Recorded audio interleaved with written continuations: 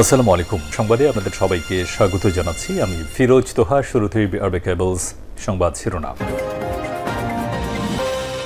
জানিয়ে দিব সর্বশেষ গুরুত্বপূর্ণ আপডেট বাংলা সংবাদ। শুরুতে শিরোনাম, খালেদা জিয়ার সুচিকিৎসার দাবি অবসরপ্রাপ্ত 166 কর্মকর্তার। এরপর জানিয়ে দিব আওয়ামী সরকারের দুঃশাসন আরও বেশি ভয়ঙ্কর হয়ে উঠেছে বলে অভিযোগ করেছেন বিএনপির মহাসচিব মির্জা ফখরুল ইসলাম আলমগীর। জানিয়ে দিব সাজাপ্রাপ্ত খালেদা জিয়ার মুক্তির দাবি বেআইনি, অযৌক্তিক বললেন আওয়ামী লীগের সাধারণ সম্পাদক এবং সড়ক পরিবহন ও সেতুমন্ত্রী ওবায়দুল কাদের। এদিকে আওয়ামী লীগের আলোচনা সভা সোমবার। বাংলাদেশ আওয়ামী লীগের ৭৫তম প্রতিষ্ঠাবার্ষিকী উপলক্ষে আজ সোমবার 1 জুলাই বিকাল ৩টায় এক আলোচনা সভার আয়োজন করেছে ঢাকা মহানগর উত্তর আওয়ামী লীগ। এদিকে জবি প্রবি ছাত্রলীগের কমিটি বিলুপ্তি ঘোষণা। যশোর বিজ্ঞান ও প্রযুক্তি বিশ্ববিদ্যালয়ের শাখা ছাত্রলীগের কমিটি বিলুপ্ত ঘোষণা করেছে বাংলাদেশ ছাত্রলীগের কেন্দ্রীয় নির্বাহী সংসদ। বিলুপ্ত কমিটির সভাপতি ছিলেন মোহাম্মদ সোহেল রানা এবং সাধারণ সম্পাদক তানভীর ফয়সাল। এবং সর্বশেষ জানিয়ে দিব ভয়ঙ্কর তিস্তা, বাংলাদেশ সীমান্ত পর্যন্ত রেড অ্যালার্ট জারি। প্রবল বৃষ্টিতে ভাসছে বাংলাদেশের উপর দিকে থাকা ভারতের জলপাইগুড়ি, সিকিম সহ উত্তরের জেলাগুলো। পাহাড়ার সমতলের অবিরাম বর্ষণে ফুসছে তিস্তা, জলঢাকা সহ অন্যান্য নদী। দ্রুত পানির স্তর বৃদ্ধি পাচ্ছে গজলডোবা তিস্তা ব্যারেজে। তিস্তার দুই পারে লাল সতর্কতা বা রেড অ্যালার্ট জারি করেছে ভারতের সেচ দপ্তর। প্রিয় দর্শক, এতক্ষণ শুনছিলেন সংবাদ শিরোনাম, এবারে বিস্তারিত। তবে তার আগে বন্ধুরা, আপনি কোন স্থান থেকে আমাদের সংবাদটি দেখছেন কমেন্ট করে জানিয়ে দিন এই সংবাদ সম্পর্কে আপনার মূল্যবান মতামত। প্রিয় দর্শক, আপনি যদি আমাদের চ্যানেলে নতুন হয়ে থাকেন, ভিডিওটি দেখতে দেখতে চ্যানেলটি সাবস্ক্রাইব করে রাখুন, যাতে করে আমাদের লেটেস্ট আপডেট সংবাদগুলো সবার আগে আপনার কাছে পৌঁছে যায়। এবারে বিস্তারিত। খালেদা জিয়ার সুচিকিৎসার দাবি অবসরপ্রাপ্ত 166 কর্মকর্তার।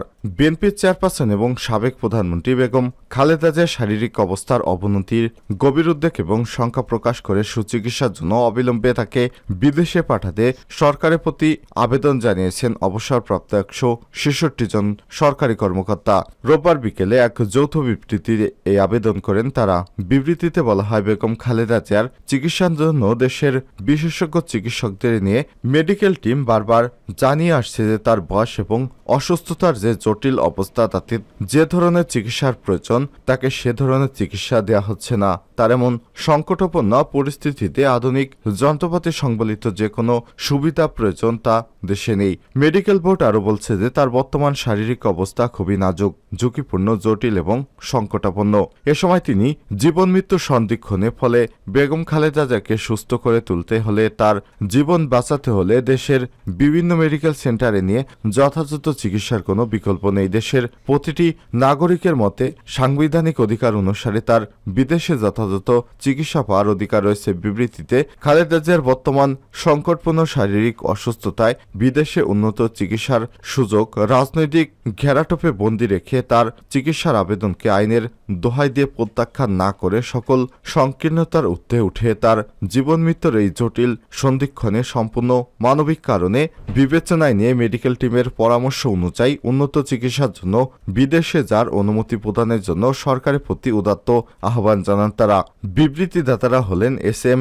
আব্দুল হালিম, মোহাম্মদ আব্দুল কাইয়ুম, মোহাম্মদ ইসমাইল জবিউল্লাহ সহ এরকম বিভিন্ন সরকারি অবসরপ্রাপ্ত কর্মকর্তারা। আওয়ামী লীগ সরকারের দুঃশাসন আরও বেশি ভয়ঙ্কর হয়ে উঠেছে। মির্জা ফখরুল।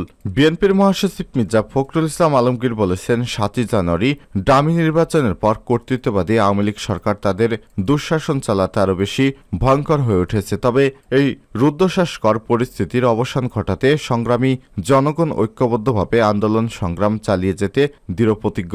বিএনপির চেয়ারপারসন এবং সাবেক প্রধানমন্ত্রী দেশনেত্রী বেগম খালেদা জিয়ার নিঃশর্ত মুক্তির দাবিতে শনিবার রাজধানী নয়াপল্টনস্থ বিএনপির কেন্দ্রীয় কার্যালয়ের সামনে সমাবেশ অনুষ্ঠিত হয়েছে, যা সফল করার অংশ হিসেবে বিএনপির কেন্দ্রীয় কমিটির স্বাস্থ্য বিষয়ক সম্পাদক অধ্যাপক ডক্টর এস.এম. রফিকুল ইসলাম বাচ্চুর নেতৃত্বে গত 28 জুন গাজীপুরের শ্রীপুরে প্রস্তুতি সভা করে। সভা শেষে ফিরে যাওয়ার সময় পুলিশ শ্রীপুর উপজেলা বিএনপির 1 নম্বর যুগ্ম সাধারণ সম্পাদক মশিউর রহমান খান টিটু, শ্রীপুর উপজেলার জাতীয়তাবাদী স্বেচ্ছাসেবক দলের সদস্য সচিব অ্যাডভোকেট রাজিবুল আলম ব্যাপারী, যুবদল সদস্য আরিফুল ইসলাম এবং আবু বক্করকে গ্রেপ্তার করে রোববার 30 জুন তাদেরকে গ্রেপ্তারের ঘটনায় গভীর উদ্বেগ প্রকাশ করে বিবৃতি দিয়েছেন বিএনপির মহাসচিব মির্জা ফখরুল ইসলাম আলমগীর। বিবৃতিতে তিনি বলেন, 7 জানুয়ারি আওয়ামী লীগ ডামি সরকার নব্য বাকশালী শাসন প্রতিষ্ঠার মাধ্যমে তাদের অবৈধ ক্ষমতাকে পাকাপোক্ত করতে দেশব্যাপী বিএনপি সহ বিরোধী দলের নেতাকর্মীদের উপর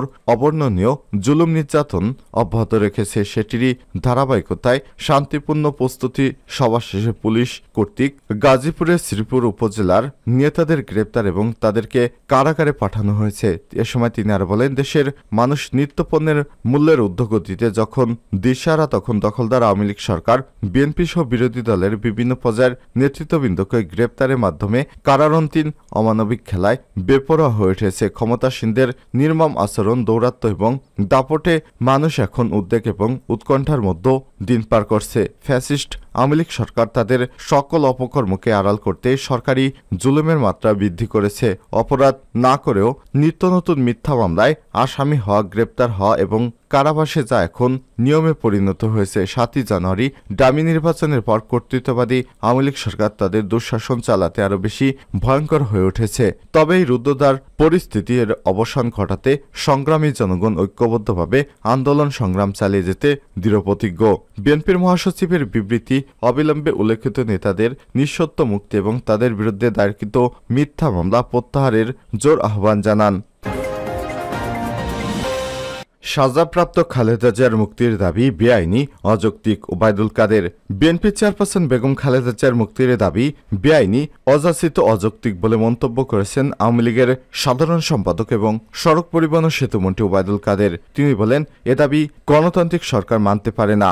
আজ আওয়ামী লীগের দপ্তর সম্পাদক বিপ্লব বড়ুয়া সই করা গণমাধ্যমে পাঠানো এক বিবৃতিতে ওবায়দুল কাদের এসব কথা বলেন। খালেদা জিয়ার মুক্তির দাবি প্রসঙ্গে আওয়ামী লীগের সাধারণ সম্পাদক বলেন, আওয়ামী লীগ দেশে সংবিধান এবং আইনের শাসন বজায় রাখতে প্রতিশ্রুতিবদ্ধ।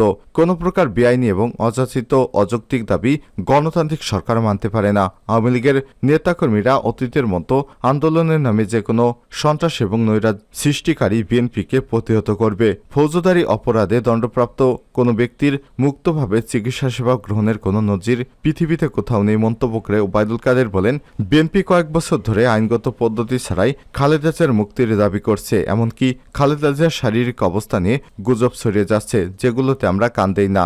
আন্দোলনে ব্যর্থ হয়ে জনগণের কাছ থেকে করুণা আদায়ের চেষ্টা করছে বিএনপি। আওয়ামী লীগের আলোচনা সভা আজ।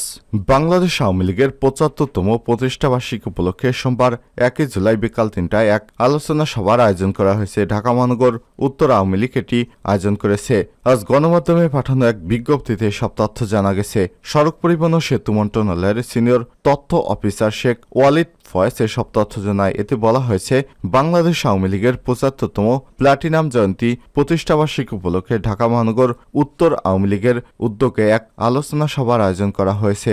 সোমবার 1 জুলাই বিকাল 3টায় তেজগাঁও জেলা আওয়ামী লীগের অফিসের সামনে এই আলোচনা অনুষ্ঠিত হয়েছে। আলোচনা সভায় প্রধান অতিথি হিসেবে উপস্থিত থাকবেন আওয়ামী লীগের সাধারণ সম্পাদক এবং সড়ক পরিবহন ও সেতুমন্ত্রী ওবায়দুল কাদের। সবাইকে দলে দলে যোগদানের জন্য আহ্বান করা হলো। ভয়ঙ্কর তিস্তা, বাংলাদেশ সীমান্ত পর্যন্ত রেড অ্যালার্ট জারি। প্রবল বৃষ্টিতে ভাসছে বাংলাদেশের উপর দিকে থাকা ভারতের জলপাইগুড়ি, সিকিম সহ উত্তরের জেলাগুলো। পাহাড়ার সমতলে অবিরাম বর্ষণে ফুসছে তিস্তা জলঢাকা সহ অন্যান্য নদী। দ্রুত পানির স্তর বৃদ্ধি পাচ্ছে গলডোবা তিস্তা ব্যারেজে। তিস্তার দুই পারে লাল সতর্কতা বা রেড অ্যালার্ট জারি করেছে ভারতের সেচ অধিদপ্তর। ভারতীয় সংবাদ মাধ্যম জিও নিউজের খবরে বলা হয়েছে, তিস্তা নদীর পারে অবস্থিত ভারতের মেখলিগঞ্জ শহর থেকে বাংলাদেশ সীমান্ত পর্যন্ত নদীর দুই পাশে রেড অ্যালার্ট জারি করা হয়েছে। ভারতীয় আবহাওয়া অফিস এক সতর্কবার্তায় জানিয়েছে, জানিয়েছে আগামী 5 দিন সমগ্র উত্তর পূর্ব ভারত জুড়ে চলবে ভারী বৃষ্টি। শনিবার রাত থেকে তার সাক্ষী হয়েছে জলপাইগুড়ি সহ সিকিম এবং উত্তরের জেলাগুলো।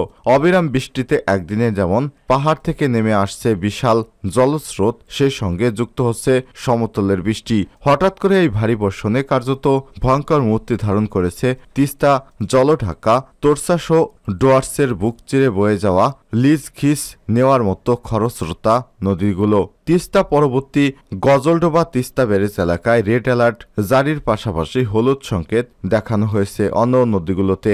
আবহাওয়া অফিস বলছে গত 24 ঘন্টায় জলপাইগুড়িতে বৃষ্টিপাতের পরিমাণ 136 মিলিমিটার।